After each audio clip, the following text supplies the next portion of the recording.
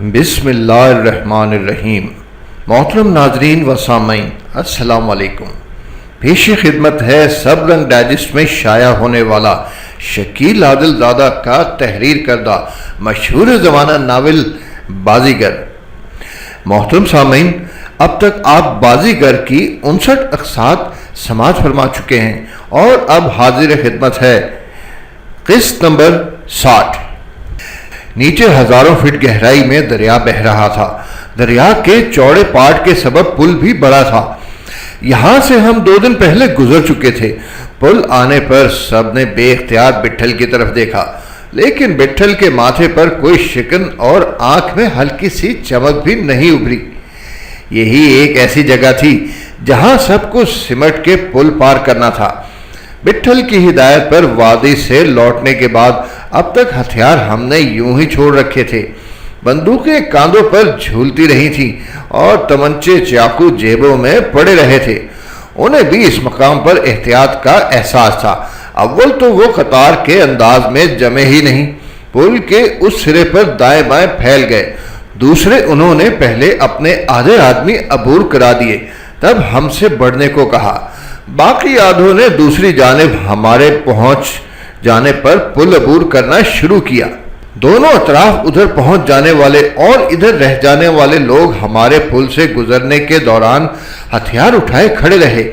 उन्होंने बस हमारे हाथों में बेड़ियां और हाथों में हथकड़ियां नहीं डाली थीं। बिट्ठल और पीरू ने उनसे हथियार साथ रखने पर बेकार इसरार किया था।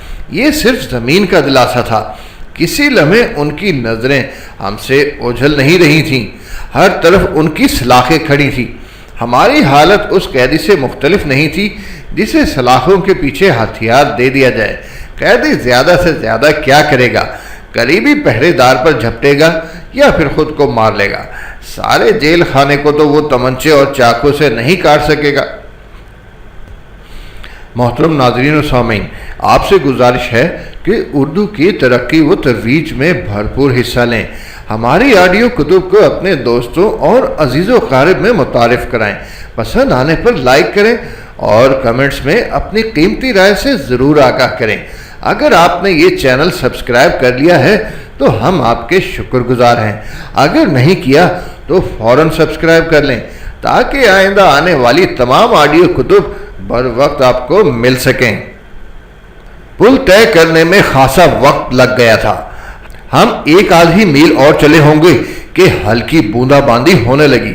वैसे भी अंधेरा आंखें धुंधली करने लगा था। वो एक मुनासिब जगह ठहर गए। बूंदाबांदी ज्यादा देर जारी नहीं रही। शाम को आसमान खुश्क हो गया था। दिन भर ऊंचे नीचे रास्तों पर चलते चलते पैर दुखने लगे थे। मेरी पिंडलियों में टीसें उठ रही थी, लेकिन मैंने किसी से जिक्र नहीं किया। मेरी तरह सबका यही हाल होगा। ऊंचाई पर 1 कोस का सफर मैदानी इलाके के कई कोस के सफर के बराबर होता है। बस्ती तक ताखीर से पहुंचने का यह भी एक सबब था कि आगे बेशतर ऊंचाई थी। पड़ाव के बाद कल के मामूल के मुताबिक वो अपने कामों में मसरूफ हो गए। छूलदारियां नस्ब करने, खाना पकाने, अलाव जलाने और मशाले रोशन करने के लिए चंद आदमी अलग हो गए थे। बाकी सबका काम हमारी निगहदाश्त करने के सिवा कुछ नहीं था। हमारे आसपास उन्होंने एक तरह के मोर्चे कायम कर लिए थे। बिट्ठल ने अब्बा जान, तशानम और कुलियों को खेमों में भेज दिया और खुद हम सब के साथ बाहर रहा। हम सब किसी एक जगह टिक के बैठने के बजाय सितारे जगमगाने तक एक महदूद फासले में ख्वामख्वाह इधर से उधर चक्कर लगाते रहे। खाना खाते ही बिट्ठल ने अलाव जलवा दिया था। सब मोटे कपड़ों और कंबलों में लिपटे हुए उसके इर्द गिर्द बैठे हुए हाथ तापते रहे। हम सब पर सुकूत तारी था। सुकूत तोड़ने के लिए पीरू बंबई के वाक़यात सुनाने लगा। फिर तो किस्सों कहानियों का एक तांता बन गया। पीरू की जबान उसके सुनाने और वजाहत के लिए हाथ के इशारों का अंदाज इतना तजस्सुस अंगेज था कि सब खो गए थे और कुछ देर के लिए उन्हें बिल्कुल याद नहीं रहा था कि वो कहाँ और किन लोगों के दरमियान है। पीरू कहीं अटक जाता या भूल जाता तो जोरा और मार्टी उसे उकसाते और याद दिला देते। दादा, वो उधर वाली जामनी बाई का क्या लफड़ा था? पीरू के चुप होते ही मार्टी ने किस्मसाती आवाज में पूछा। पीरू आह भर के बोला, किसका नाम ले दिया मास्टर? बोलो ना दादा, मार्टी ने इसरार किया। जाने दे मास्टर, क्यों सुई मारता है? अपन उस टाइम छंगा उस्ताद के पाड़े में था, जोरा इश्तियाक से बोला, पर अपन के कान बंद नहीं थे। सुना था कि साली ने उधर तुम्हारे लिए लंबा फंदा डाल दिया था। अभी अपन क्या बोले? पीरू की आवाज खो गई। एक टाइम तो उसने अपन को नचा दिया था जोरा दादा। अपने को ऐसा बोल के क्यों ख्वार करते हो दादा? जोरा कान पकड़ते हुए बोला, अपन अभी तुम्हारे पैर का मिट्टी भी नहीं है, दादा किधर से हो गया? पीरू उसे कोई जवाब देने को था कि वजीर ने झिझकते हुए लहजे में उसे टोका। वो जामनी बाई वाला किस्सा बोल रहे थे तुम? जामनी बाई? जाने किस मुंह से बोले? पीरू ठंडी सांसें भरने लगा। एक नंबर फंटूज था वजीरे।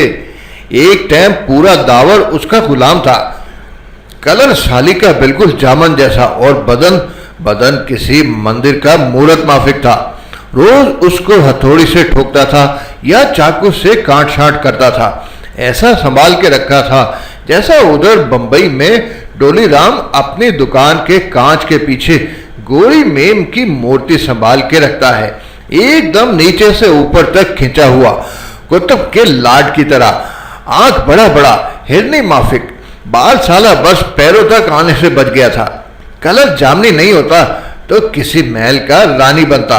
रानी तो वो उस टाइम भी था। लोग बाग उसको दावर का रानी बोलता था। जब पाड़े से निकलता लगता शेरनी बंद से निकलता है। इधर से उधर तक दावर के जंगल में सबकी बोलती बंद हो जाता। पता नहीं साली किधर से आया था। कुछ बोलता बंगाल से आया है, कुछ उधर लंका से बोलता। जब आया तो दावर के पाड़े में तूफान दादा बैठता था। बोलते हैं जामनी बाई से पहले उसका भाई सितारा बंबई आया था और आके दावर में ही ऊंचा नीचा काम करने लगा था। तूफान दादा के आदमी ने भत्ता मांगा। सितारा भी आदमी सोना था। भत्ते के बजाय तूफान के आदमी को ठेंगा मारा, हाथ पांव अलग सुझा दिया। बोलते हैं तूफान ने साला हरामीपन किया। अपन सब कुत्ते हैं, पर वो बहुत नीची जात का था, लोमड़ी का बच्चा। एक रात माले पर जाके तूफान के आदमी ने सितारा को बुझा दिया। फिर कुछ दिन बाद जामनी बाई का दावर में एक दिन बिजली चमका। इससे पहले उधर किसी ने उसको नहीं देखा था। जामनी सीधा तूफान के पाड़े पहुंचा और जाके बोला कि अपने भाई का बदला लेना मांगता है। तूफान दादा समझा छोकरी मस्खरी करता है।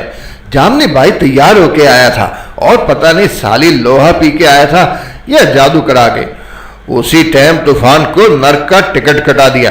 अपन का दो एक आदमी भी उधर था। बोलता था कि जामनी का हाथ अक्खा खाली था। तूफान जैसा देव आदमी का उसने देखते ही देखते चटनी पीस दिया। केस चला। कुछ तो औरत होने का साली को बख्शिश मिला, कुछ वकील के जोर मारने से जामनी बाई को सिर्फ 5 बरस का सजा पड़ा। 5 बरस में अभी 4 बरस काटा था कि जेल से छूट के फिर दावर आ गया और तूफान दादा के पाड़े पर आके ही जम गया। साली की उम्र भी कम था। 4 बरस बंदी के बाद छोकरी लगता था जैसे उधर साला बस शीशे के सामने बैठा रहा हो। जेल से बदन को पूरा तीर कमान बनाए हुए निकला था। पीरू की आवाज बहकने लगी और वो बोलते बोलते गुमसुम हो गया। सब इंतजार करते रहे। चंद सानियों की खामोशी के बाद पीरू खुद ही बोला। किधर किधर से बोले, पूरा नागन था साला। फन उठाता था तो पाड़े के सारे आदमी को थरथरी लग जाता था। किसी ने ऊंचा बम मारा, उसको सदा के लिए नीचा बिठा दिया।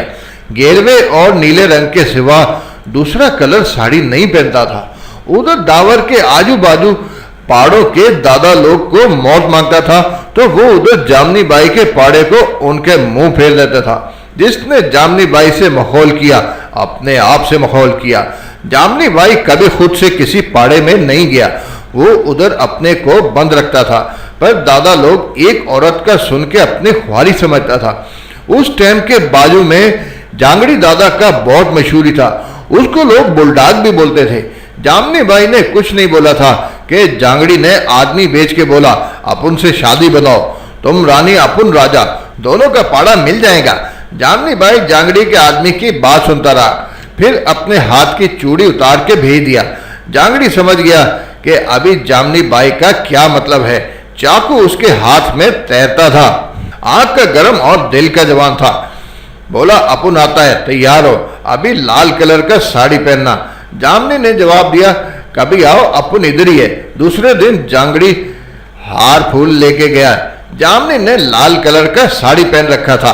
हार फूल लेके एक तरफ रखा, जांगड़ी के आगे चाकू फेंका और सामने आ गया। जांगड़ी ने चाकू उठा लिया, चोमा और 10-12 हाथ से जास्ती नहीं चलाया था कि बाजू पर निशान डलवा के गिर गया। जामनी बाई खड़ा रहा। उधर जांगड़ी का सारा आदमी भी ये तमाशा देखता था। जांगड़ी ने फिर से चाकू उठा लिया। सब समझे कि जामनी बाई पर फेंकेगा, पर जांगड़ी ने उसको अपनी छाती में उतार लिया। पीरू कह रहा था कि जामनी बाई ने जांगड़ी की आखिरी ख्वाहिश के तौर पर लाल रंग की साड़ी पहनी थी। सबकी आंखें पीरू की तरफ मरकूज थीं। पीरू चुप हो जाता तो वो मचलने लगते। पीरू को उसकी बहुत सी बातें याद थीं, नाकाबिले यकीन बातें। वो उसके चाकू चलाने और दाव पेच के अंदाज बता रहा था। कह रहा था कि बज़ाहिर वो एक सीधी सादी सी औरत लगती थी, मगर जब चाकू उठाती या सामने कोई आता तो बिल्कुल बदल जाती। आंखों में अंगारे से दहकने लगते, चेहरे का जामनी रंग सुर्ख हो जाता और बदन भड़कने लगता। पीरू कहता था कि आधे दादा तो उसकी आंखों के थे, जिसे नजर भर के देख लेती, अपनी चाल भूल जाता। हाथ उठाती कहीं थी, मारती कहीं थी। कोई उसके दाव का पहले से तयन नहीं कर सकता था। सामने आते ही हिरन की तरह चौकड़ी भरती। उसे पैंतरे बदलने और झपट के वार करने का हुनर हासिल था। सब समझते थे कि वो कोई जादूगरनी है, लेकिन उसे तकरीबन तमाम दाव आते थे। नेजा, बल्लम, चाकू वगैरह और खाली हाथ के दाव। इतनी कम उम्र में उसने न जाने ये सब कुछ कहाँ और कैसे सीखा था। अमूमन वो अपने पाड़े तक महदूद रहती थी, ना उसे अपना पाड़ा बढ़ाने की ख्वाहिश थी।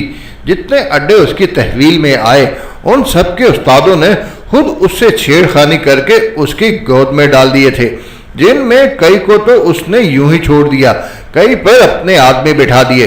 खुद उसने अपने पाड़े में तमाम अला बला आदमी निकाल के मुंतखब आदमी रख लिए थे। अपनी 2 नौकरानियों के सिवा वो सारे पाड़े में तनहा रहती थी। पुलिस से भी उसके ताल्लुकात ठीक रहते थे। इलाके से उसके किसी आदमी की शिकायत आती तो वो उसे सुधरने का सिर्फ एक मौका देती थी। दूसरी शिकायत पर उसे पाड़े से निकाल देती। किस्म किस्म की कहानियां उसके बारे में मशहूर हो गई थी, मगर वो उन सब से जैसे बेखबर थी। उसके पाड़े के आदमियों का कहना था कि उसने कभी किसी मर्द को करीब नहीं फटकने दिया, पाड़े के किसी आदमी से ज्यादा बात नहीं की। इलाके के लोग उसे जामनी देवी कहने लगे थे। कहते थे कि वो काली देवी का कोई रूप है। पाड़े में कोई जरूरतमंद आ जाता तो खाली हाथ वापस नहीं आता था, मगर उसके साथ किसी ने ज्यादती की होती तो वो उसके साथ खुद बाहर जाती और ज्यादती करने वाले से बाज पुरस करती। दावर के लोग अपने बाज फैसले भी उससे कराने लगे थे। जांगड़ी की मौत के बाद बंबई के किसी दादा ने फिर जामनी बाई के इलाके का रुख नहीं किया। सब ने जान लिया था कि जामनी को कुरेदना अपनी मौत के मतरादिफ है। जामनी बाई को एक ही शौक था, गाना गाने और नाच देखने का शौक। उसे किसी ने गाते हुए नहीं देखा था। जाती रात को कभी पाड़े की ऊपरी मंजिल से जहां वो रहती थी, कभी कभी उसके गाने की आवाज आने लगती और वो सिर्फ रात को गाती थी। पीरू कहता था कि उसकी आवाज सुनने के लिए उसके पाड़े के आदमी कान लगाए रहते थे, लेकिन रोज रात को गाना उसका मामूल नहीं था। ऐसा कभी कभी होता था। और जब उसे नाच देखना होता तो किसी तवाइफ को बुला के कमरा बंद कर लेती और तन्हा उसका नाच देखती रहती। महीने में 2-1 बार जरूर वो किसी तवाइफ को बुलाती थी। रात का खाना उसके साथ खाती थी, उसे एक जोड़ा पहनाती और रुपए देने के बजाय सोने का कंगन या चूड़ियां दिया करती थी। अभी तुमने कभी काला गुलाब देखा है? पीरू ने अचानक हमसे पूछा। देखा है दादा, जामू ने जवाब दिया। बस समझो जामनी बाई भी एक काला गुलाब था। पीरू ख्वाबीदा आवाज में बोला। गुलाब की पत्ती जैसा, पर टहनी पर बहुत कांटा था। बिट्ठल सर झुकाए पीरू की बातें सुन रहा था और बीड़ी के कश लगा रहा था। आवाज क्यों लटक रही है दादा? वो सर उठा के पहली मर्तबा दरमियान में बोला। अभी आगे जबान खोलो। आगे आगे क्या जबान खोले? पीरू छटपटा सा गया। अभी इधर रात भी जाने को है। जामनी बाई एक रात से बहुत बड़ा था। अपन कितना छान के बोले। उधर जामनी बाई ने तुमको कब देखा? तुमको जानते हो उस्ताद? पीरू चौंक पड़ा। आगे बोलो दादा।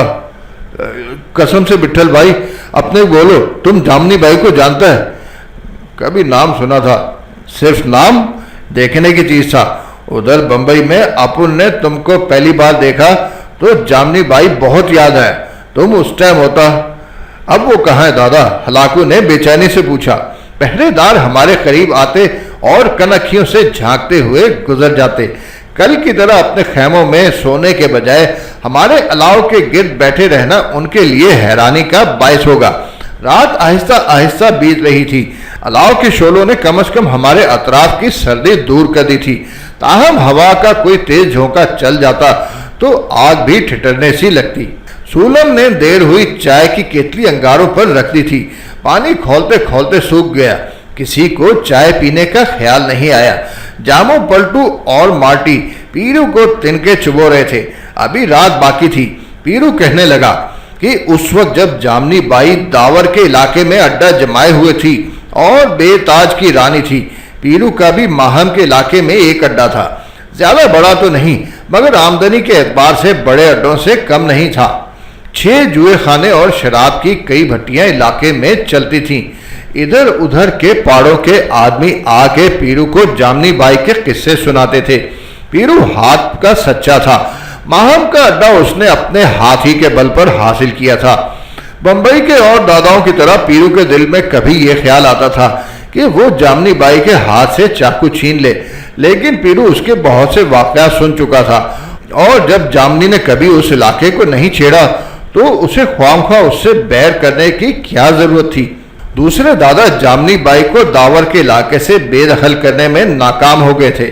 शायद इसीलिए उन्होंने मशहूर कर दिया था कि वो काला जादू करती है। पीरू को इन रवायतों पर यकीन नहीं था, लेकिन अगर इसमें 1% भी सच्चाई थी तो उसे मोहतात रहना चाहिए था। पीरू किसी के उकसाने में नहीं आया। इधर चंद दिनों से पीरू के आदमी उसके पास शिकायत ले लेके आ रहे थे कि जामनी बाई के आदमी उसके इलाके में घुस के पैसा बना रहे हैं। और भी पहाड़ों के दादाओं को यही शिकायत थी। जामनी बाई की शोहरत की वजह से उसके आदमी बेमहार होते जा रहे थे। दावर के इलाके में जामनी बाई के डर से वो कुछ नहीं कर पाते तो दूसरे इलाकों में जाके लोगों को तंग करते। उन्हें मालूम था कि अब कोई भी जामनी बाई के अड्डे में आने की कोशिश नहीं करेगा। सब उससे दूर दूर अलग रहना ही मुनासिब समझते थे। सो किसी को उनकी शिकायत की जरूरत भी नहीं होगी। होता भी यही था कि जामनी बाई की वजह से लोग उन्हें दरगुजर कर देते थे, लेकिन रफ्ता रफ्ता उनका कटखनापन बढ़ गया। बहुत से लोगों का ख्याल था कि जामनी बाई खुद अपने आदमियों को दूसरे पहाड़ों से छेड़छाड़ के लिए भेजती है। पीरू के लिए ये बात खासी तशवीश की थी कि वो उसके इलाके तक पहुंच गए थे, मगर पीरू ने जल्दी नहीं की। खुद इलाके में गया, उन्हें समझाया कि मान जाओ। वो पीरू के मुंह लगने लगे। पीरू ने फिर तहम्मुल किया और उसी दिन शाम को दावर के इलाके में पहुंचा और जामनी बाई को कहलवाया कि माहम का पीरू दादा मिलना चाहता है। जामनी ने फौरन बुलवाया। पीरू अकेला पाड़े में दाखिल हुआ तो वो एक तख्त पर बैठी थी। पीरू ने उसे पहली बार देखा था। पीरू कह रहा था कि तख्त पर वो कोई मलका मालूम होती थी। कुछ देर के लिए तो वो भूल गया कि वो यहाँ क्यों आया है। उसे देखता ही रहा। उसका बदन तरशा हुआ था, सांचे में ढला हुआ, गर्दन लांबी, सर उठा हुआ, कद बड़ा, बाल खुले हुए, गेरवे रंग की साड़ी से उसने अपना सारा बदन ढांप रखा था। कानों में ताजा फूलों के गजरे, नाक में लौंग और कलाइयों में चूड़ियां। चूड़ियों के सिवा बदन पर कोई जेवर नहीं था। चमकता हुआ जामनी रंग पीरू के कहने के मुताबिक जैसे कोई पकी हुई जामन शाख से तोड़ी जाए, जमीन से ना उठाई गई हो। उम्र में वो बिल्कुल लड़की नजर आती थी, उस लड़की की मानंद जिसका शौहर शादी के फौरन बाद छिन गया हो। सबसे नुमाया उसकी आंखें थीं, नीलाहट लिए हुए स्याह आंखें जो गहरी गहरी डूबी डूबी और बड़ी बड़ी थीं। उनमें चिंगारियां सी लपकती महसूस होती थीं। वो भी पीरू को देख के चुप रही। फिर पीरू ही को कुछ होश आया, संभल के बोला, जामनी बाई, अपन तुमसे कुछ बोलना मांगता है। जामनी मुजस्मे की मानंद साकत बैठी रही। पीरू ने तलखी से कहा कि वो अपने आदमियों को रोक ले। जामनी बाई की आंखें खुली रहीं, उसने जवाब नहीं दिया। पीरू को अजीब सा लगा, अपन फिर अपने आदमी इधर भेजे क्या? उनको रोक लो जामनी भाई, अपन भी उनसे उधर निमट सकता था, पर सोचा पहले तुमको बोल दें, पीरू ने इश्तियाल में कहा। जामनी बाई पीरू की आवाज पर जैसे ख्वाब से जागी और अपनी लांबी लांबी पलकें पटपटाते हुए आहिस्तगी से बोली, दादा अभी आराम से बैठो। पीरू कहता था कि उसकी आवाज खनखना रही है। पीरू झिझकते हुए एक तरफ बैठ गया। जामनी बाई ने एक आदमी को इशारा किया। पीरू के सामने उसी वक्त सुराही और गिलास रख दिए गए। पहली मर्तबा जामनी बाई ने किसी को इस तरह शराब पेश करने का हुक्म दिया था। पीरू ने एक गिलास पी लिया और बोला, अभी तुम्हारा क्या जवाब है जामनी? जामनी ने अपने पाड़े के सारे आदमियों को अंदर बुलाया और पीरू से बोला, इनमें से कौन था दादा? पीरू ने 3 आदमियों की तरफ उंगली उठाई। अभी अपन इनको पहचानता है और लोगों का अपन को पता नहीं। पीरू ने जिन आदमियों की निशानदेही की थी उनके सिवा किसी ने वावेला नहीं किया। वो पीरू के आदमियों को उल्टा इल्जाम देने लगे। चुप रहो, जामनी ने हाथ उठा के कहा। उधर वो तुमको खींच के ले गए थे क्या? तुम अपन से क्यों ना बोले? उन्होंने कुछ कहना चाहा, लेकिन जामनी बाई की आंखों में आग और हाथ में खंजर देख के कपकपाने लगे। पलक झपकने की देर थी कि जामनी का खंजर उठे और उनमें से किसी के सीने में पेवत हो। खंजर उसने उठा भी लिया था, मगर कुछ सोच के रुक गई। बोली, अभी तुम अपना फैसला खुद करो। तीनों आदमी चंद लम्हे गुम उसका चेहरा तका किए, फिर एकदम तेजी से आगे बढ़े और कुत्तों की तरह पीरू के पैरों से लिपट गए। पीरू की समझ में नहीं आया कि वो क्या करे। ठीक है जामनी भाई, वो उठते हुए बोला, अपन अब जाता है। पीरू ने कहने को कह तो दिया, मगर उसका जी वहां से जाने को नहीं चाहता था। बैठो दादा, कोई और काम हो तो बोलो, अपन को इतना ही काम था। पीरू ने मध्यम लहजे में कहा, अभी अपन इनका फैसला बाद में करेंगे, अपन का फैसला रह गया है। जामनी बाई सर्द आवाज में बोली, अभी इतना ठीक है जामनी बाई। पीरू कह रहा था कि उसने अपने सब आदमियों को बाहर जाने का हुक्म दिया। सिर्फ वो और पीरू उस बड़े कमरे में अकेले रह गए। पीरू उसके करीब एक मूड़े पर बैठा हुआ था। लोगों के जाने के बाद वो तादेर कुछ नहीं बोली। पीरू भी खामोश रहा, मगर उसे इस खामोशी से जल्द ही उकताहट सी होने लगी। उसका जी चाहा कि जामनी बाई से उसके बारे में कुछ पूछे। बेशुमार सवाल उसके दिमाग में उठ रहे थे, लेकिन पीरू जबान बंद किए रहा। जामनी बाई ने पहल की और उससे माहम के इलाके के मुतालिक पूछने लगी। पीरू को शुबा हुआ कि कहीं जामनी की नज़र उसके इलाके पर तो नहीं, मगर उसने किसी झिझक के बगैर जवाब दिया, इलाका छोटा पर भला है। फिर उसके मुंह से बेख्तियार निकल गया, कभी उधर अपनी तरफ आओ जामनी बाई। तुम बोलते हो तो जरूर आएंगे दादा, वो शिकस्तगी से बोली। पीरू उससे कुछ और नहीं कह सका। वो यहाँ पहली बार आया था, न जाने जामनी बाई क्या समझती, और खुद उसे अच्छा नहीं लगता था कि एक इलाके का दादा होकर उस पर अपना तजस्सुस जाहिर करे। चुनांचे उसने इख्तिसार बरता और रस्मी तौर पर जामनी बाई का शुक्रिया अदा करके चला आया। पीरू बता रहा था कि वो वहां से चला आया, लेकिन अपने पाड़े आने के बाद उसे ऐसा महसूस हुआ जैसे जामनी बाई की आंखें उसके साथ आ गई हैं और उसे घूर रही हैं। अभी एक रात नहीं गुजरी थी कि सुबह उसे इत्तला मिली, जामनी बाई के पाड़े के करीब कूड़े के ढेर पर 3 आदमियों की लाशें पड़ी मिली हैं। पुलिस ने जामनी बाई उसके पाड़े के कई आदमियों को गिरफ्तार कर लिया। पीरू को उस खबर से दुख हुआ। यकीनन ये वही 3 आदमी थे जिनके बारे में कल शाम जामनी बाई ने कहा था कि अभी उसका फैसला बाकी है। पीरू दिन भर बेचैन रहा। वो तैयार था कि पुलिस उसे भी बुलाएगी। पुलिस का कोई आदमी उसे बुलाने नहीं आया। दूसरे दिन उसे खबर मिली कि जामनी बाई अपने साथियों समेत थाने से पाड़े वापस आ गई है। उसके 3 दिन बाद सरे शाम वो पाड़े में बैठा हुआ था कि एक आदमी ने आके इत्तला दी, दावर का जामनी बाई इधर पाड़े की तरफ आ रहा है। पीरू बहुत हैरान हुआ, खुद दौड़ा हुआ पाड़े के बाहर गया।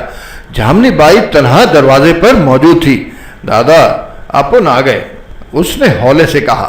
तुम जामनी बाई? पीरू वहशत से बोला। आओ आओ अंदर आओ, अभी अपन कोई सपना देखता है कि इधर खोपड़ी का कोई कल उलट हो गया। जामनी बाई के होंठों पर मुस्कुराहट से खिली। वो पीरू के पीछे पीछे अंदर आने लगी।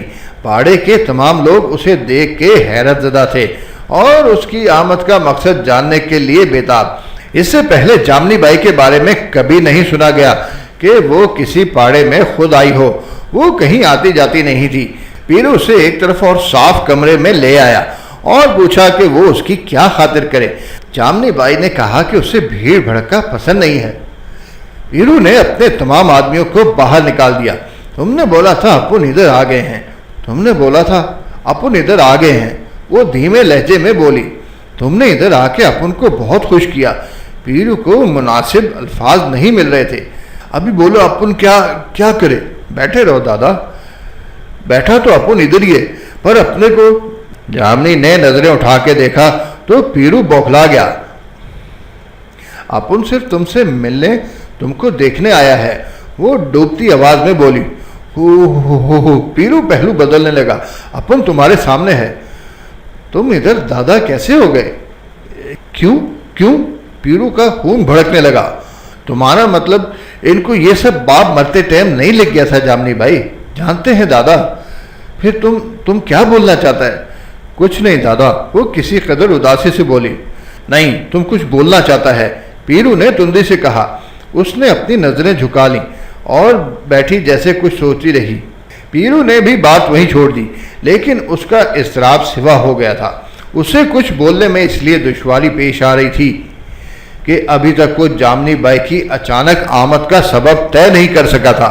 दावत से चलते वक्त उसने रस्मन जामनी बाई से आने को कहा था और उसका ख्याल था कि रस्मन ही जामनी बाई ने हामी भरी थी, मगर अब वो सामने बैठी थी और उसके बदन से उठती हुई भीनी भीनी उपटन जैसी खुशबू कमरे में छा गई थी। पीरू का तजुब्जुब बेजा नहीं था। उसे उसके आने से एक खुशी थी तो कई अंदेशे भी लाहक थे। मुमकिन है उसका कोई और इरादा हो और पीरू को अपनी मुरुवत के इजहार पर बाद में पशेमानी हो। वो ख्वामख्वाह जामनी बाई से कोई कद नहीं रखना चाहता था। इस छेड़ का कोई जवाब होता तो ठीक था। बंबई में बहुत से इलाके थे जहां जामनी बाई की तरह दादा पाड़ा चलाते थे और बेदलील एक दूसरे के मामले में दखल देना पसंद नहीं करते थे, लेकिन कोई दलील पैदा होने में देर ही कितनी लगती थी। बदनीयती भी एक दलील है और वो किसी वक्त भी पैदा हो सकती है। चाकू और जोर भी एक दलील है। पहाड़ों में यही एक दलील चलती है। पीरू को ये गवारा नहीं था कि वो जामनी बाई को एक मेहमान से मुख्तलिफ दर्जा दे और उसकी खुशनुदी के लिए अपनी तबीयत के खिलाफ कोई बात करे और जामनी बाई पर कोई ऐसा तासुर कायम हो जैसे वो किसी दिफाई हालत में है। अपने बारे में वो जामनी बाई के मुंह से कोई ऐसी बात सुनने के लिए आमादा नहीं था। जामनी बाई के बजाय कोई और दादा होता तो पीरू को इतनी उलझन पेश ना आती, मगर वो जामनी बाई थी। पीरू को खुद अपनी जानिब से खदशा था, अपने ही खून की गर्मी से, और उसे ये गर्मी अजीज भी बहुत थी। वो जामनी बाई का इरादा सूंघने की जुस्तजू में था और जामनी बाई थी कि आके गुमसुम बैठी थी। पीरू मौजू बदल के उससे पूछे बिना अपने इलाके के बारे में बताने लगा। उसे कुछ जानना था तो इसकी यही एक सूरत समझ में आती थी। वो बता रहा था कि उसका इलाका कितना जरखेज है, यहाँ के लोग, मकानात, कारोबार, गलियाँ, यहाँ कितनी भट्टियाँ, कारखाने और छुपे हुए गोदाम हैं, वगैरह वगैरह। कोई दादा किसी दूसरे दादा को अपने इलाके से मुतालिक ऐसी बातें नहीं बताया करता जो पीरू ने उससे कही थी। पीरू ने उससे कुछ नहीं छुपाया, ना मुबालगा किया। वो अपनी कश्मकश से जल्द अज जल्द निजात हासिल करना चाहता था और इस दौरान वो पूरी तरह किसी भी बदली हुई सूरत हाल के लिए तैयार हो चुका था। हर किस्म की सूरत हाल के लिए, कोई ऐसी मफाहमत नहीं जिसमें सुबकी का कोई पहलू निकलता। पीरू को अपने इस अज़म से तमानियत महसूस हुई। वो पीरू था। पीरू की जगह कोई दूसरा दादा होता तो शायद ये फैसला ना कर पाता। जामनी बाई उसके इलाके का हाल सुनती रही। ना उसने इश्तियाक का इजहार किया, ना सद मोहरी का। सो पीरू का तजस्सुस कम नहीं हुआ। फिर उसने उन 3 आदमियों का जिक्र छेड़ दिया जो 2 दिन पहले ख़त्म कर दिए गए थे। पीरू ने कहा वो ऐसा नहीं चाहता था। उनको जाने दो दादा, जामनी बाई बेदिली से बोली। पर अपन ने उनको माफ़ कर दिया था। अपुन ने नहीं, जामनी ने ज़ेरे लब कहा। अभी उनकी बात छोड़ो, वो चले गए। छोड़ दो, पीरू शाने झटक के बोला। अभी इधर की जिंदों की बात करो, जो बोले करेगा, पीरू ने तेजी से कहा। अभी तुम सदा के लिए इधर पाड़े में रहना चाहते हो? अभी अपुन के हाथ पांव एकदम ठीक है। उसने नजर भर के पीरू को देखा और कहने लगी, इधर तुम्हारा बहुत मन लगता है क्या? लगता क्या है, बस बैठा है। तुम इसको बढ़ाना चाहते हो क्या? अभी अपुन ने ऐसा सोचा नहीं है, पीरू ने तजब्जुब से कहा। पर जामनी भाई, अपुन को बोलो, ऐसा बोलने से तुमको क्या क्या सोचते हैं? तुमको दादा नहीं होना चाहिए था। पीरू ने बर्जस्तगी से कहा, तुमको भी नहीं होना चाहिए था। हाँ, जामनी बाई सर झुका के बोली, पर अपुन दादा है और अपुन भी, पीरू ने ऊंची आवाज में कहा। जामनी बाई ने मना किया था, लेकिन पीरू के आदमी मिठाइयाँ, नमकीन चीज़ें और चाय वगैरह लेके आ गए थे। पीरू के कहने पर उसने चंद काजू मुंह में डाल लिए और चाय पी ली। अभी तुम कुछ और पिए तो लाए, पीरू ने झिझकते हुए कहा। नहीं दादा, जामनी बाई मकबूल लहजे में बोली। अपन सोचा पहले तुमसे पूछ ले। चाय पीने के बाद वो फिर किसी सोच में डूब गई थी। आंखें नीम वा किए। पीरू के पास अब कहने के लिए कुछ नहीं बचा था। वो भी सोचता रहा और जामनी बाई के चेहरे पर कुछ तलाश करने की कोशिश करता रहा। आज भी वो एक गेरवा साड़ी पहने हुए थी। खुले हुए बाल उसने एक रिबन से बांध रखे थे। कानों में फूल खिले हुए थे। नाक में सुनहरी लौंग चमक रही थी। जामनी रंग पर उसकी चमक कुछ और बढ़ गई थी। पीरू कहता था कि जब वो बात करने के लिए अपने लबों को जुम्बिश देती तो उसके सफ़ेद दांत मोतियों के मानन लगते, मोती जो प्याजी रंग की मखमल में टिके हुए हों। अंदर से उसके होंठ, उसका मुंह प्याजी रंग का था, बाहर से सारा जामनी। यकायक जामनी बाई कुछ बेचैन सी हो गई और उठने लगी। चलते हैं दादा। ये क्या? पीरू ताज्जुब से बोला। अपन इसको क्या समझे? तुमने बोला था अपन, पर इतने टाइम के लिए नहीं। तुमको आए देर कितना हुआ? अभी चलने को बोलता है, पीरू उलझे हुए लहजे में बोला। फिर कभी आएंगे। वो ठीक है, 100 बार आओ, 1000 बार आओ, पर अभी क्यों जाता है? यूँ चला जाएगा तो अपन सब जगह अपने से मेहमान का ख्याल नहीं हुआ। अपन जंगली है। नहीं पीरू दादा, वो बिखरी हुई आवाज़ में बोली। फिर क्या है, बैठो। अभी अपन बैठने को बोलता है, जैसा इधर आने को बोलता था। पीरू ने कहा। वो तो कुछ बोले ही नहीं, वही सुर बेसुर अलापता रहा है। जामनी कुछ देर के लिए और बैठ गई और इसी असना में उसने पीरू से आसपास के इलाकों के बारे में चंद बातें पूछी। कौन सा इलाका किस दादा के पास है, कैसा है? पीरू को इन सवालों पर हैरत हुई। जैसे जामनी को कुछ मालूम नहीं था, लेकिन वो उसे बताता रहा और उसने उन पहाड़ों से अपने ताल्लुकात पर किसी किस्म का तबसरा करने से गुरेज किया। वो जाने लगी तो पीरू उसे दरवाजे तक छोड़ने आया। पीरू ने एक आदमी से कह के उसके लिए विक्टोरिया मंगवाई थी। विक्टोरिया में सवार होते हुए जामनी के होंठों पर लर्जिश थी। उसने पीरू से फिर किसी दिन अपने पाड़े आने को कहा। पीरू ने वादा किया। जामनी बाई के जाते ही पीरू के आदमियों ने उसे घेर लिया और जामनी बाई के आने का सबब पूछने लगे। पीरू को खुद कुछ पता होता तो वो उन्हें बताता। सब ठीक है बाबा। जाहिर है पीरू के इतना कह देने से वो मुतमईन नहीं हो सकते थे। 4 दिन बाद की बात है कि पीरू के पाड़े में एक अजनबी शख्स मिठाई और फलों की 2 टोकरियां लेके आया और उसने तखलिए में उन्हें सिर्फ पीरू के हवाले किया। शक्लो सूरत से वो किसी पाड़े से मुतालिक आदमी नहीं मालूम होता था। टोकरियां जामनी बाई ने भेजी थी। पीरू ने उसका शुक्रिया अदा किया और तीसरे रोज़ अपनी तरफ से फलों, फूलों और मिठाइयों पर मुश्तमिल 4 टोकरियां जामनी बाई को भेजी। उसने भी पाड़े के बजाय बाहर का एक आदमी मुंतखब किया। पाड़े में किसी को इल्म नहीं हो सका कि जामनी बाई की तरफ से कोई सौगात आई है और पीरू ने भी जवाबन उसे टोकरियां भेजी हैं। जामनी बाई ने उन्हें शुक्रिया के साथ कबूल किया और कहलवाया कि हफ्ते की शाम अपने पाड़े में वो पीरू की मुंतजिर रहेगी। बीच के 2 दिन पीरू के लिए निहायत इस्तराब के थे। जामनी बाई के पास दोबारा जाने के ख्याल से उसके दिलो दिमाग में अजब अजब एहसास जन्म ले रहे थे। इस दौरान वो खाके बनाता बिगाड़ता रहा और जब हफ्ता आया सूरज डूबने लगा तो उसने दावर के इलाके का रुख किया वो अपने साथ किसी आदमी को नहीं ले गया था। जिस वक्त वो जामनी बाई के पाड़े में दाखिल हुआ, वो नीली साड़ी पहने होंठों पर एक हल्की मुस्कुराहट लिए अपने मखसूस अंदाज में दरवाजे पर खड़ी थी। उसकी चमकती नजरों ने पीरू का तवाफ किया और वो उसे फौरन अंदर ले गई। पाड़े में कोई और शख्स नहीं था, अलबत्ता ऊपरी मंजिल पर जामनी बाई की 2 खादमें मौजूद थीं। पीरू एक साफ सुथरे सजे हुए कमरे में आके बैठ गया। कमरे की दीवारें रंगीन थीं। दीवारों और खिड़कियों पर रेशमी पर्दे लटके हुए थे। कमरे के तूलो अर्ज में फैली हुई चांदनी के वस्त्र में दीवार के साथ एक मुख्तसर कालीन नुमा दरी बिछी हुई थी और एक छोटी मेज पर सुराही और गिलास रखे हुए थे। जामनी बाई ने खुद उसे जाम बना के दिया।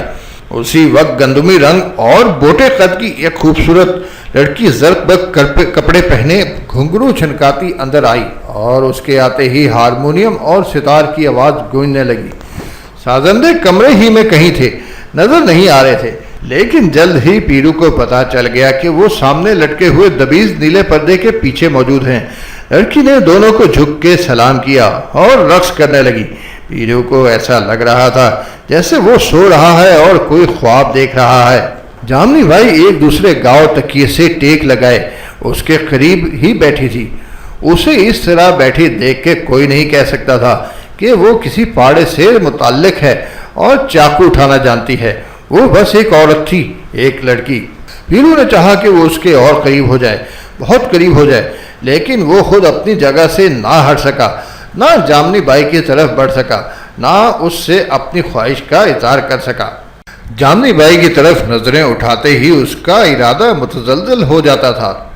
वो कैसा लग रहा था? वो एकदम रानी लगता था। अपन साला रानी से कैसे बोल सकता था? जामू ने दरमियान में दखल दे के पूछा, दादा और तुम भी बोलो, तुम उस वक्त कैसे लग रहे थे?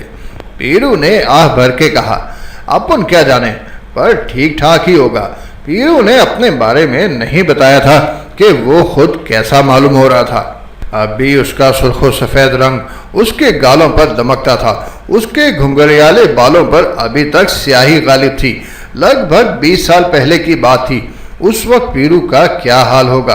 कद का बड़ा, काठी का मजबूत, खतो खाल का तीखा, बड़ी आंखें, खुली पेशानी, चौड़े शाने और उभरा हुआ सीना। वो भी कोई शहजादा मालूम हो रहा था, किसी राजकुमार से क्या कम। जामनी बाई अपनी जगह बैठी रही और पीरू कनखियों से उसे देखता रहा। उसके हवास में एक धीमा धीमा सुरूर रच रहा था और वो ये सुरूर तोड़ने के लिए अपने आप से मज़ाहमत कर रहा था। वो नहीं चाहता था कि जामनी बाई के सामने मदहोश हो जाए। लड़की नाचती रही।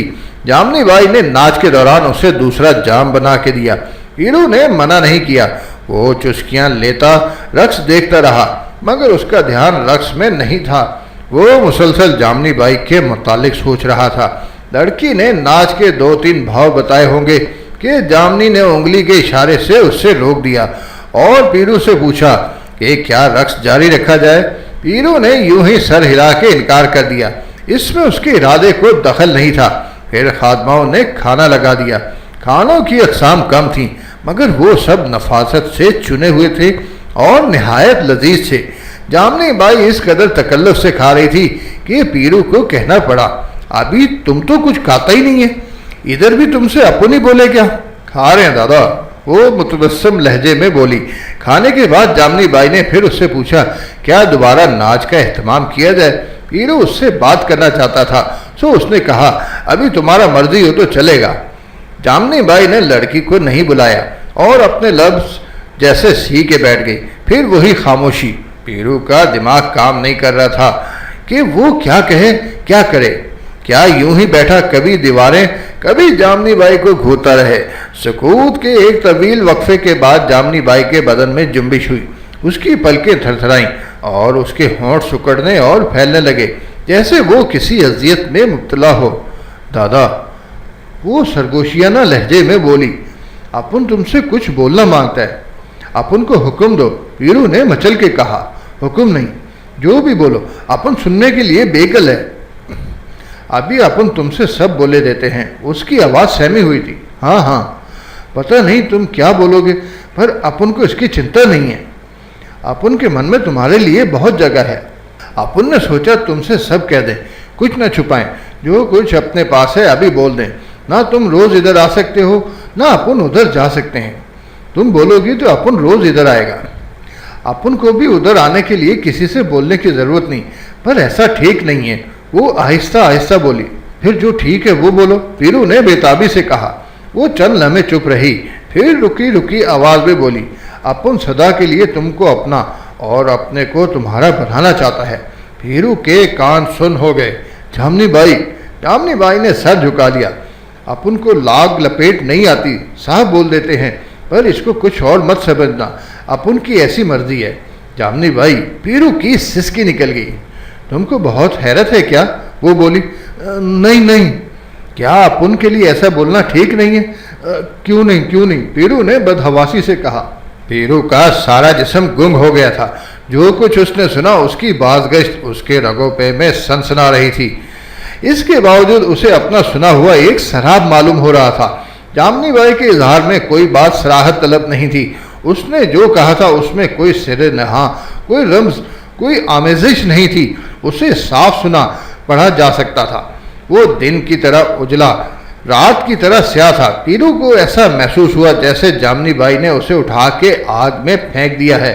उसके मसामों से पसीना रिस रहा था। जामनी बाई ने एक इस्तरारी नज़र से उसे देखा और कहने लगी कि उसे एहसास है। ऐसा कहना कितना बड़ा है, जो कह दिया उसका लौटाना कितना मुश्किल है। लेकिन उसने सोचने समझने के लिए चंद लम्हों का अजाब भुगता है। सूद और ज़िया के चंद लम्हों का गुनाह भी किया है। उसे मालूम है ये उसका कहा हुआ है, उसका सुना हुआ नहीं। चुनाचा उसका फैसला पीरू के इकरार और इनकार से मशरूत नहीं है। पीरू को इख्तियार है कि वो उसे कबूल करे या रद्द कर दे। उसका ना कोई दावा है ना हुक्म। उससे बेशक इकरार में खुशी होगी तो इनकार में दुख, मगर जो कुछ उसे मिलेगा वो उसे अपने किस्मत का लिखा तस्वर करेगी। उसने पीरू को अपना देवता तस्लीम किया है और देवता की मर्जी उसकी दासी के लिए हर हाल में मुकद्दम होती है। जामनी बाई कहने लगी कि ज़िंदगी में पहली बार उसने किसी से कुछ कहा है और उसकी इल्तिजा है कि पीरू उसे पाड़े के एक दादा की फरमाइश समझ के कबूल ना करे। उसने अपना सब कुछ अपने देवता के हवाले कर दिया है और ये कोई भेंट नहीं है जिसके एवज देवता से उसकी खुशनुदी का सौदा किया जाए। पीरू चाहेगा तो वो अभी पाड़ा छोड़ देगी, पीरू कहेगा तो वो यहीं रहेगी। पीरू उसे झोंपड़ी में ले जाएगा या किसी महल में सीने से लगाएगा या ठोकर से पाश पाश कर देगा। लेकिन अगर उसे अपनी आरजू के इजहार की इजाज़त दी गई तो वो अपने देवता के साथ कहीं दूर जाना पसंद करेगी। पीरू सकते किसी हालत में सुनता रहा। उसके लिए ये सब बहुत ख्वाबनाक, बहुत अजीब था। उस दिन जामनी बाई के अपने पाड़े में आने के बाद उसने बहुत से खाके बनाए थे।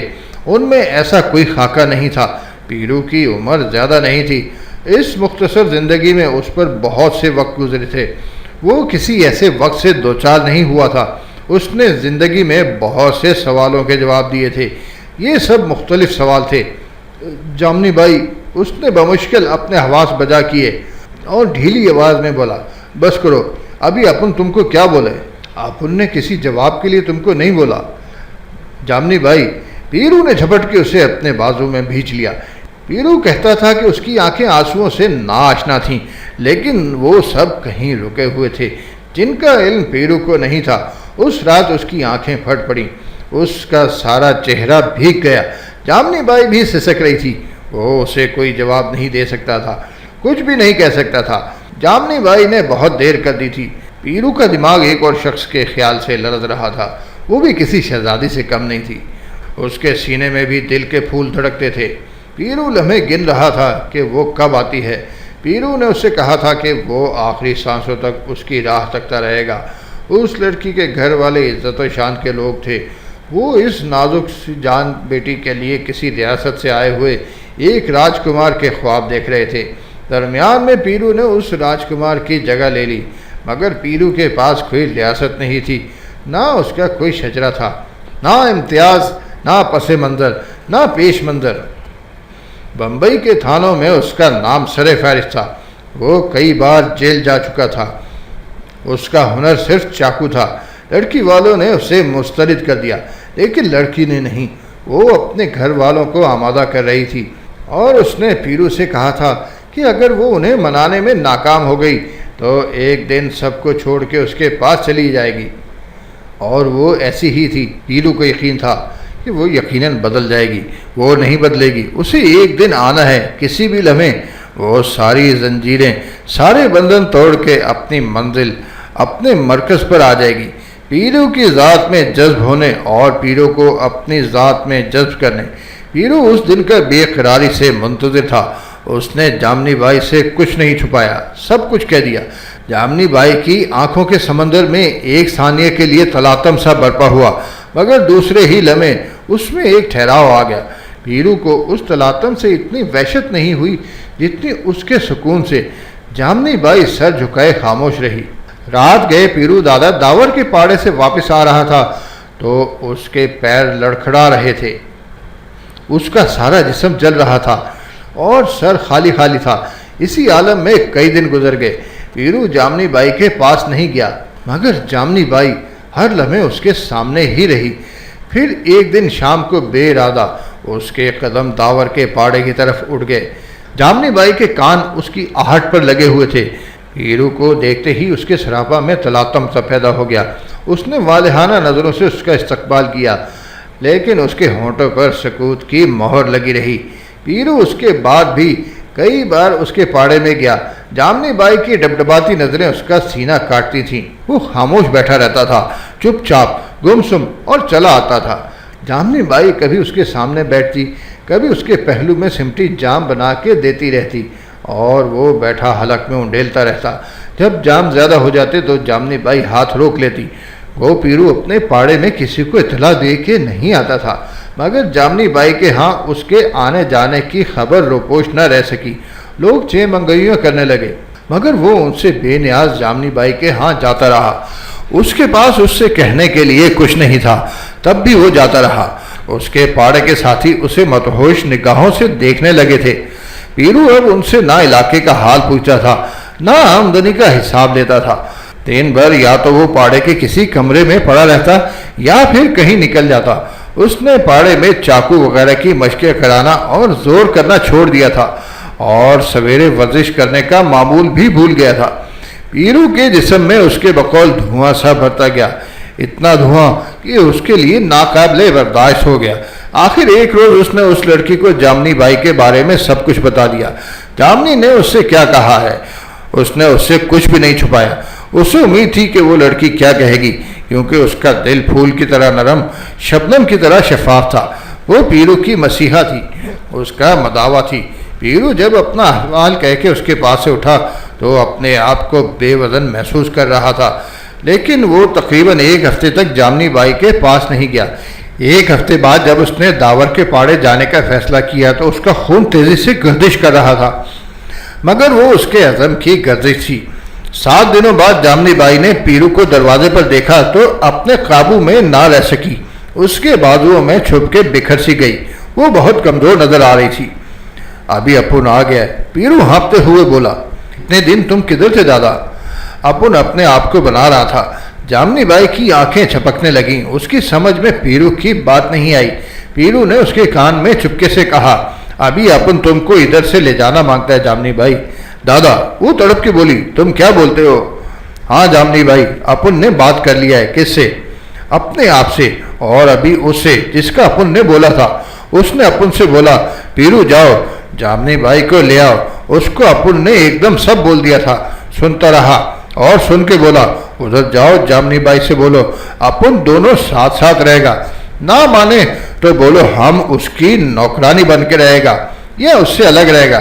फिर भी ना माने तो बोलो अपन बिल्कुल अलग हो जाएगा। अपन ने बोला तुम नहीं होगा तो इधर अपना क्या होगा? बोला अभी तुम इधर से जाओ तो जामनी बाई ऐसा नहीं करेगा, अपन को यकीन है। जामनी बाई की महबूत आंखें उस पर मरकूज रहीं। तुमने सुना जामनी बाई अपन क्या बोलता है? सुन लिया दादा, वो निढाल होके बोली। बस अभी तुम तैयार हो जाओ, चाकू उठाओ। चाकू? वो अचंभे से बोली। हाँ जामनी बाई, चाकू। चाकू क्यों दादा? अभी अपन जानता है कि इधर विधर पाड़े के दादाओं ने तुमको ले जाने का कोशिश किया था और तुमने बोला था अपन के हाथ से कोई चाकू गिरा दे तो अपन फिर एक पल नहीं ठहरेगा, उसी के साथ चला जाएगा। ऐसा बोला था ना? हाँ, पर तुमसे नहीं बोले थे। अपुन से नहीं बोला। ठीक है, पर अपुन को पता है, और अपुन भी एक दादा है। अभी अपुन तुम्हारा बात पूरा करने की कोशिश करेगा, तुमको चाकू के बल पर ले जाएगा, और अपन के चाकू में बल नहीं तो साला तुमसे दूर हो जाएगा, अपना मुंह सदा को नहीं दिखाएगा। नहीं दादा, अपुन तुमसे नहीं लड़ सकता। क्यों नहीं लड़ सकता? पीरू तलखी से बोला। अपने को भीख नहीं चलता। उसने तेज तुंद लहजे में जामनी से कहा कि अगर वो चाकू नहीं उठाएगी तो उसका मतलब ये होगा कि उसने पीरू के साथ रियायत की है, बख्शिश की है। पीरू हमेशा इसमें अपनी सुबकी महसूस करता रहेगा, जिंदगी भर उससे खलिश रहेगी कि जामनी बाई ने उसे किसी सबब से दरगुजर किया।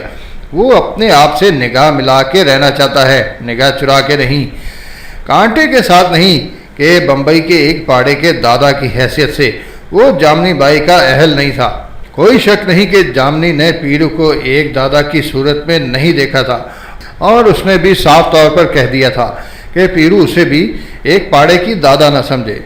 लेकिन अपनी ज़ात के सुकून, आइंदा दिनों में जामनी बाई की नज़रों में अपनी सरखुशी के लिए पीरू उसे चाकू उठाने का मुतालबा कर रहा था। जामनी बाई शशदर खड़ी रही। उसने शिद्दत से इनकार कर दिया और बोली कि ये पीरू का हज़यान है। क्या उसने उस लड़की से भी, जिसकी इजाज़त लेके वो जामनी बाई के पास आया है, इसी तरह का कोई मुतालबा किया है?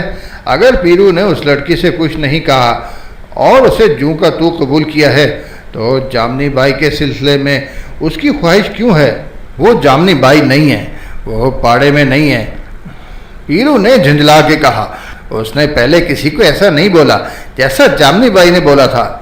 दादा, अपन तुमसे नहीं लड़ सकते, जामनी बाई नातवानी से बोली।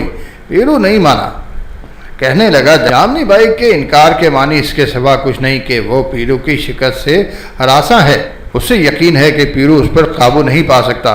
पीरू के लिए ये सूरत हाल एक अजाब से कम न थी कि उसके बारे में ऐसा समझा जाए। फिर तुम समझो, अपन जो बोले थे उसको वापस लेते हैं, उसी छोकरी के पास चले जाते हैं। अपन का ध्यान छोड़ो, अपन तुमको भूल जाएंगे। जामनी बाई शिकस्त खुर्दा लहजे में बोली। पीरू ने कहा, इस तरह वो उसके शोबे की तस्दीक कर रही है। वो पीरू को रुसवा करना नहीं चाहती, मगर पीरू के लिए इससे बड़ी रसवाई कोई नहीं कि जामनी उसके ख्याल से चाकू उठाने से बाज रहे। अपन जानता है तुम ऐसा क्यों बोलता है। फिर तुम भी अपन को अभी पीरू मत जानो, माहम के पाड़े का दादा जानो, जो पिछले दादाओं की तरह तुम्हारे पाड़े में चाकू छिनवाने आया है। उसने इस्तेयाल में कहा। ऐसा मत बोलो, जामनी बाई तुर्शी से बोली। पीरू जिद करने लगा। वो हमसे पूछ रहा था, बताओ मैं ऐसे कैसे ले जा सकता हूँ? पीरू के एहसासात समझना हमारे लिए लाजिम नहीं था।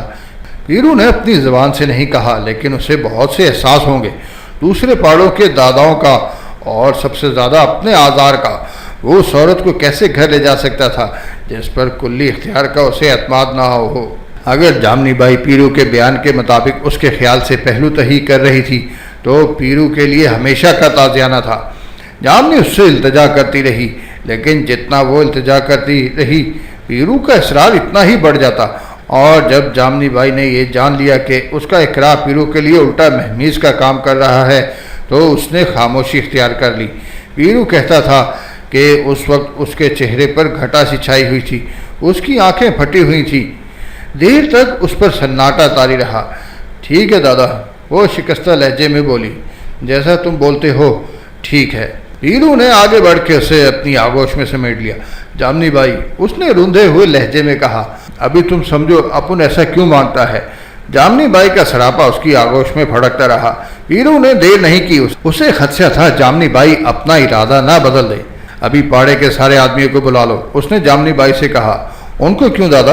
जामनी बाई की आवाज़ लड़खड़ा रही थी। अपन चाहता है वो सब अपनी आंखों से देखे, और अपन तुमको, अपन तुम्हारी माँ की, तुम्हारी भगवान की सौगंध देता है, अगर तुमने चाकू में कोई चोरी किया, अपन का ध्यान किया, फिर अपन छाती में इसको उतार लेगा, समझा। सुबह करीब ही थी। हमारे इर्द गिर्द चक्कर लगाते हुए पहरेदार एक लहजे के लिए भी नहीं बैठे थे। न सिर्फ वो, बल्कि उनसे दूर के लोग भी। उनमें से शायद कोई नहीं सोया था। फासले फासले पर कई अलाव जल रहे थे और उनके अतराफ बैठे हुए बेशतर आदमियों ने हथियार अपने हाथों में तैयार रखे थे। पीरू सांस लेने के लिए रुक गया। हम सब की निगाहें उसकी तरफ उठी हुई थी। विट्ठल का मुंह भी उसकी तरफ था। हर शख्स दम बखूद सा था। जामनी बाई की जो शक्ल सूरत पीरू ने बयान की थी, उसे सुन के सभी के दिल में उसे एक बार देखने की ख्वाहिश जागी होगी। जरूर विट्ठल के दिल में भी देर हो गई तो जामू ने पीरू को टोका। पीरू ने अपना भारी सर हिलाया। बातें करते करते उसका मुंह जैसे सूज गया था। बहकी बहकी आवाज में कहने लगा। थोड़ी देर में जामनी बाई के हुक्म पर उसके पाड़े के सारे आदमी इकट्ठे हो गए। इस दौरान वो तख्त पर अपने आप में गुम बैठी रही। पीरू उसके पास तख्त के दूसरे सिरे पर बैठा था। जब सब लोग जमा हो गए तो वो तख्त से उतर आई। पीरू भी उसके पीछे पीछे बीच में खुली जगह पहुंच गया।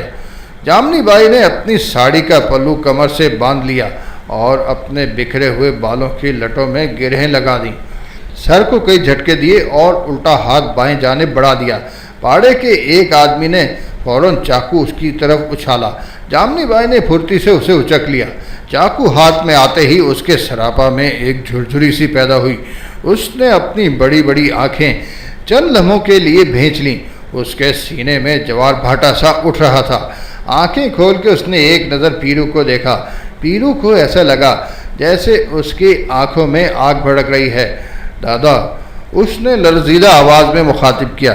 जामनी बाई, पीरू ने वराफ्तगी से कहा, मगर जामनी उससे मुखातिब करके रह गई। वो चंद कदम पीछे हटी और यकायक उसके बदन में एक बिजली सी चमकी या कोई शोला सा लपका।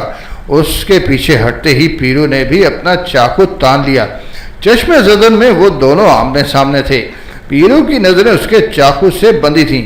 उसने सुन रखा था कि जामनी बाई की आंखें उसके मुकाबिल को मुतजलजल कर देती हैं। ये आंखें पीरू के लिए अजनबी नहीं थी। वो उनमें झांकता रहा था, लेकिन आंखें ही नहीं, जामनी बाई के सारे बदन से चिंगारियां उठती महसूस होती थीं। पीरू को अपनी तवज्जो मरकूज करने में किसी कदर मुश्किल पेश आई। उसे इस बात की खुशी थी कि जामनी के हाँ उसके लिए रियायत की कोई गुंजाइश मौजूद नहीं है। गोया उसने उसकी दी हुई कसम का पास किया। ये देख के पीरू की रगों में दौड़ता हुआ खून उबलने लगा और उसे जामनी बाई के 2-3 ही पैंतरों से उसके मुतालिक सुनी हुई रवायतें झूठ नजर आईं। वो ना किसी जादू का करिश्मा था, ना उसकी शररबार आंखों का शोभा। वो सब जामनी बाई के चाकू का तमाशा था कि उसे चाकू थामना आता था। पीरू ने बहुत से लोगों को चाकू उठाते चाकू तोलते देखा था, मगर जामनी बाई का अंदाज सबसे जुदा था। वो अपने मुखालिफ को अपने मुमकिन दाव की हवा भी नहीं लगने देती थी। कभी इधर कभी उधर, एक पल में इस बाजू, दूसरे पल में उस बाजू।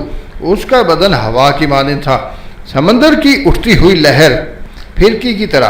पीरू को इब्तदा ही में अंदाज़ा हो गया कि दरमियान में सोचने का कोई लम्हा मिलना दुश्वार है। सो जामनी बाई का चाकू मुंतशिर करने की एक ही सूरत उसके जहन में आती थी कि वो खुद उसका तेवर अख्तियार करे, उसे अपने दाव की आहट का एहसास न होने दे, जैसा कि जामनी बाई का तरीका था। जामनी बाई का ये तरीका कोई हरबा या हथकंडा नहीं था। चाकू पर पीड़े हुए हाथ और जिस्म की काबू याफ्तगी के एतमाद के बगैर ऐसा मुमकिन नहीं था।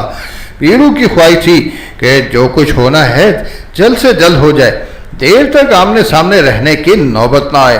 वो शुरू ही से जामनी बाई की कलाई पकड़ने की फिक्र में था। जामनी बाई ने अपना हाथ उसके करीब नहीं फटकने दिया और पीरू पहले ही मरहले में इधर उधर से बढ़ बढ़ के झपट झपट के उसे दिफाई हालत में लाने की कोशिश में नाकाम रहा। जाहिर है पीरू ने अपने जिस्म, दिमाग और चाकू की तमाम सलाहियतें आजमा के देखी होंगी। वो बता रहा था कि जामनी बाई हर मर्तबा उसके नरगे से फुदक के निकल जाती और आनन फानन पैंतरा बदल के उस पर झपटती। पीरू किसी ना किसी तरह कभी झुक के, कभी तेवरा के, किसी तरह लपक के और अपने आप को अचानक सिमट के उसका वार अकारत कर देता। फिर उसकी तदबीर पर अमल करता कि पलक झपकते में चाकू ताने उस पर उठता, बढ़ता और दुर्राना उस पर छाने की कोशिश करता। जामनी बाई के लिए पीरू जैसे किसी शख्स का तजर्बा नया होगा। हमने बंबई और कलकत्ते के पहाड़ों में उसे अपने आदमियों से बारहा जोर आजमाई करते देखा था। अब भी उसमें ऐसी फुर्ती थी तो जामनी के वक्त कैसी होगी। आपकी निस्बत जब एक ही फ़र्क होगा कि पीरू के हाथ में गर्मी के साथ दिमाग में गर्मी ज़्यादा होगी। जो विट्ठल के नज़दीक एक नामुनासिब बात थी। उसने कई बार मुझे ताकीद की थी, लाडले चाकू उठाते हुए सर अलग रखने की कोशिश करना, खून की गर्मी के असर से सर दूर ही रखना। ये कोई आसान काम नहीं। ये आदमी अपने जिस्म की खौलती हुई बर्फ़ गर्दन से ऊपर ना बढ़ने दे। विट्ठल का मतलब ये नहीं था कि सर बर्फ़ की मानंद मुंजमद हो जाता। उसकी मुराद ये थी कि सर में हब्स ना हो, खुला ही रहे तो बेहतर है। पीरू को भी ये बात मालूम होगी। उसने माहम का पाड़ा यूं ही हासिल नहीं कर लिया था। बहुत से आदमियों में वही आदमी अड्डे का मालिक बनता है जिसके जिस्म और सर में तवाज़ुन हो। और इस लिहाज से जामनी बाई बम्बई के एक पाड़े की दादा थी और उसने कई पाड़े यूं ही लोगों के सुपुर्द कर दिए थे। वो भी इस तवाज़ुन से नाआशना ना होगी। उन्हें 10 मिनट से ज़्यादा गुजर गए थे। मशहूर था कि जामनी बाई को चंद ही लम्हे लगते हैं। उसके आदमी चारों तरफ दम साधे खड़े थे। बीच में पीरू को एक बार शुबा हुआ था कि जामनी बाई उसके साथ रियायत तो नहीं बरत रही है, मगर फिर खुद ही उसे इस वहम की तरदीद करनी पड़ी। कोई पल ऐसा नहीं गुजरा था जब जामनी बाई ने उसके वार से बचने या उस पर वार करने का मौका खोया हो। दोनों पसीने में शराबूर हो गए थे। पीरू उसे और थका देना चाहता था कि इस सूरत में शायद कोई वार कारगर हो जाए। दोनों एक दूसरे पर चाकू का कोई निशान डालने से बच रहे थे और एक दूसरे को गड़बड़ा देने के ख्याल से चाकू की भपकियां दे रहे थे। दोनों में से कोई अपनी इस तगोदो में कामयाब नहीं हो पा रहा था। गड़बड़ा के कोई भी चाकू नहीं छोड़ देता। चाकू हर हालत में हाथ से चिपका रहना चाहिए। हाँ, कोई चारा ना रहे तो दूसरी बात है। जो गड़बड़ा के चाकू छोड़ बैठता है, विट्ठल के कहने के मुताबिक उसे दोबारा चाकू नहीं थामना चाहिए। फिर उसे चाकू थामना नहीं आता। चुनाचा एक दूसरे को मुतज़ब्ज़ब करने या बौखला देने से उनका मकसद महज किसी बेहतर दाव के लिए राह हमवार करना था। टांग अड़ा के नीचे गिराने, बाजू से कैंची डालने, तवाज़ुन बिगाड़ने और किसी ख़ास जगह से पंजा पकड़ने वगैरह में कामयाबी हासिल करना, जो अभी तक मुमकिन नहीं हो रहा था। जामनी बाई पीरू से वज़न में बहुत कम होगी। कलाई भी उसकी पीरू की तरह मजबूत नहीं होगी। पंजे की पकड़ भी पीरू के मुकाबले में कमज़ोर होनी चाहिए। लेकिन कमज़ोरी और मजबूती का ताल्लुक दाव ना जानने वालों से होता है। सही रग उंगली की जद पर आ जाए तो देव हैकल आदमी भी तड़पने लगता है। जामनी बाई को अपनी गिरफ्त का कोई भरोसा ही होगा जब भी वो आसपास के पहाड़ों के दादाओं से जोर आजमाई करते हुए नहीं झिझकती थी। हर तरफ दायरे की शक्ल में खड़े हुए आदमियों के बीच में खुली जगह ज़्यादा बड़ी नहीं थी। पीरू मुतादिद मरतबा दाएं बाएं फड़कता, फड़फड़ाता, बढ़ाता कि किसी एक गोशे में जामनी बाई के लिए जगह तंग हो जाए और इस पर हाथ डालना आसान हो जाए, मगर वो उसी तंग गोशे में आने से पहले उसके पहलू से फिरकी की तरह निकल जाती थी। उसके बदन में बेहद लचक थी। उसे दोहरा होने अपने आप को तय करने में इतनी दुश्वारी नहीं होती थी जितनी पीरू को होती थी। दोनों के बीच देर तक चूहे बिल्ली का खेल होता रहा। फिर मान पीरू के जहन ने करवट सी बदली। जैसे अंधेरे में उम्मीद की किरण फूटी। उसने किसी ताखीर के बगैर इस पर अमल करने का इरादा कर लिया। उसने तय किया था कि आपके जब जामनी बाई चाकू ताने हुए उस पर लपके तो वो इधर उधर बचने के बजाय एकदम बैठ जाएगा। जामनी बाई के करीब आने पर ही उसका बैठना सूझबंद होता। फासला ज़्यादा होता तो वो उसकी तरफ बढ़ते बढ़ते पलट जाती। फासला कम रह जाने पर उसके लिए पलटना बहुत दिक्कत तलब था। वो अपनी झोंक में पीरू पर लौट जाती। इसी गड़बड़ाहट के दौरान उसका चाकू पीरू के जिस्म के किसी हिस्से पर लग सकता था और उसका पंजा भी पीरू के कब्जे में आ सकता था। खुद जामनी बाई के लिए इतने कम फासले पर संभलना और संभल के पीरू का पंजा पकड़ना मुमकिन नहीं था। लाख फुर्तीली होने के बावजूद इतनी जल्दी इरादा बदलने का इम्कान 100 में 1% ही हो सकता है। इसके अलावा अब तक वो एक दूसरे के वार टालते रहे थे। इस बार भी पीरू पर झपटते वक्त जामनी बाई को तवक्को होगी कि पीरू किसी तरह बच निकलेगा। पीरू का ये इकदाम जामनी बाई के जहन में दूर दूर तक नहीं होगा। वो यूं अपने आप को खतरे में डाल देगी। ये एक तरह की वहशत थी, मगर जिसे देख के जामनी खुद छटपटा सकती थी। बहरहाल पीरू इस मौके की ताक में था। यूं ही जामनी बाई उसकी तरफ तेजी से बढ़ती हुई आई। पीरू ने चंद कदम पीछे हट के पहले तो उसे तासुर दिया कि वो उसके मुमकिन वार से बचने के लिए तैयार है, लेकिन जैसे ही जामनी का और उसका फासला 1 गज से करीब रह गया तो दफतन वो बैठ गया और उसने अपने दोनों हाथ खुले रखे थे और उसका ख्याल था कि ज़रूरत पड़ी तो वो अपना चाकू भी छोड़ देगा। जामनी बाई बीच में हायल पीरू के जिस्म से तेजी से टकराई, मगर अभी पीरू हाथ उठा के उसका बाजू या कलाई पकड़ भी ना पाया था कि वो अपने बदन की पूरी ताकत से ऊपर उछली और पीछे पीरू के दूसरी जानिब लौट गई। फर्श पर 2-1 कलाबाजियां खाती हुई वो कुछ दूर जाके खड़ी हो गई। पीरू की आंखों में एक लहजे के लिए धुंध सी छा गई, लेकिन वो जल्द ही अपनी जगह से उठ के कुछ पीछे आ गया और इससे पहले कि अब जामनी बाई उस पर लपकती, वो तिरछा होके एक हाथ बढ़ा के चाकू को नाक की सीध में किए चंद कदम जस्ट लगा के फिर जामनी के करीब आ गया। कोई और बात इसके सिवा उसके दिमाग में नहीं आ रही थी कि वो जामनी बाई का और अपना फासला कम से कम रखे। उसने कुछ ऐसा महसूस किया था कि जामनी बाई फासला कम रहने से कतरा रही है। अगर ये उसका गुमान ही था तो भी अब ज़्यादा देर तक पीरू ये आंख मचोली जारी रखने पर तैयार नहीं था। फासला कम होने पर जल्द से जल्द कोई नतीजा बरामद होने की तवक्को थी। इधर या उधर जो कुछ भी हो, पीरू का चाकू वाला हाथ अपने सामने दराज रहने की वजह से जामनी बाई दाएं बाएं होके उसका हाथ उचकने की कोशिश करती या पहलू से बच निकल के पीरू को फिर पलटने पर मजबूर कर देती। पीरू की ख्वाहिश थी कि जामनी बाई इस मौके से फ़ायदा उठाए और वो उसके पंजे पर झपट्टा मारे। बस यही सब तय हो जाना था कि वो जामनी बाई से पंजा छुड़ा लेता है और खुद इसका पंजा कब्जे में कर लेता है या नहीं। पीरू की निगाहें चाकू पर जमी हुई नहीं थीं क्योंकि उसकी ज़रूरत नहीं थी। जामनी सामने से उसके उठे हुए हाथ के चाकू की नोक पर आने से तो रही, इसलिए पीरू इस तरफ से बेफिक्र था और सामने देखने के बजाय इधर उधर जामनी बाई की नकलो हरकत पर नज़र रखे हुए था। हर किस्म की सूरत हाल के लिए मुस्तैद था। जामनी बाई उसे बढ़ता हुआ देख के फौरन ही बाएं जानिब हुई, फिर दाएं जानिब। एक आन में उसने कई पैंतरे बदले। पीरू ने अपना हाथ सीधा ही रखा और इस तरह जामनी बाई को कोई राय कायम करने पर आमादा करना चाहा।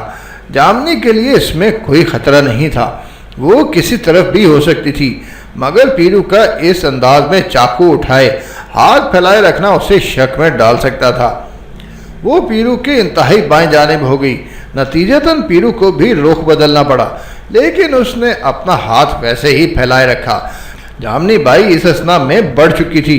पीरू ने रुख बदलने में दानस्ता देर नहीं लगाई। वो उधर से बढ़ी, इधर से पीरू पलट के जामनी के सामने हो गया। जामनी बाई इतनी तेजी में थी कि पीरू को अपना हाथ खींचने की मोहलत नहीं मिली। वो ऐन उसके मुकाबिल आ चुकी थी और चाकू ठीक उसके सीने में पेवस्त हुआ। दूसरे ही पल वो पीरू के बाजू पर झूल रही थी और पीरू का सारा जिस्म चकरा रहा था। वजीर और मार्टी की सिसकियां निकल गईं। सभी भर्राई हुई नज़रों से पीरू का चेहरा देख रहे थे। पीरू का सर झुका हुआ था और उसका जिस्म एक ढेर लग रहा था। किसी को कुछ और पूछने की हिम्मत नहीं पड़ी। बिट्ठल भी गुमसुम बैठा तिनकों से आग कुरेद रहा था। खासी देर बाद जामू ने झिझकते हुए जुबान खोली, दादा, पर ऐसा कैसे हो गया? उसकी आवाज़ हलक में अटक रही थी। हो गया जानी, सब ऐसा ही हुआ, पीरू भारी लहजे में बोला। जामनी बाई अपन से मस्खरी कर रहा था। वो सब माहौल था जामू। अपन साला समझता था उधर जामनी बाई को नचाता है, वो उधर अपने को नचाता था। इतने आदमियों के बीच में अपने पीरू को जलील करना नहीं मांगता था। इतना टाइम उसने अपन के लिए लिया था। नहीं दादा, जामू मुंतशिर लहजे में बोला। अपन ने आखिरी टाइम उसका मुस्कान देखा था, वो उधर अपन के बाजू पर ही पड़ा था। हंसता हुआ बोला, अपन हार गए दादा, अपन से कुछ नहीं बोला गया। बोला तो वो कान बंद कर चुका था। तुम समझता है जामू उस्ताद, अपन ने पलटने में देर की कि उधर से वो चल पड़ा था। वो जान के चल पड़ा था जामू, वो चाहता तो किसी और तरफ को जा पड़ता। पीरू ठीक ही कहता था। जब उसने जामनी बाई से इसरार किया था तभी जामनी बाई ने ये तय कर लिया होगा। जामू ने उससे कुछ और नहीं कहा। पीरू की आंखें सुर्ख हो गई थी। उसने दरमियान में जिस लड़की का जिक्र किया था उसका नाम नहीं बताया था, ना किसी ने पूछा, मगर मैं और बिट्ठल उसे देख चुके थे। वो गीता की माँ के सिवा कोई और नहीं हो सकती थी। सनसनी और तजस्सुस से भरपूर बाजीगर के मजीद वाक़यात जानने के लिए किस्त नंबर 61 समाअत फरमाएं।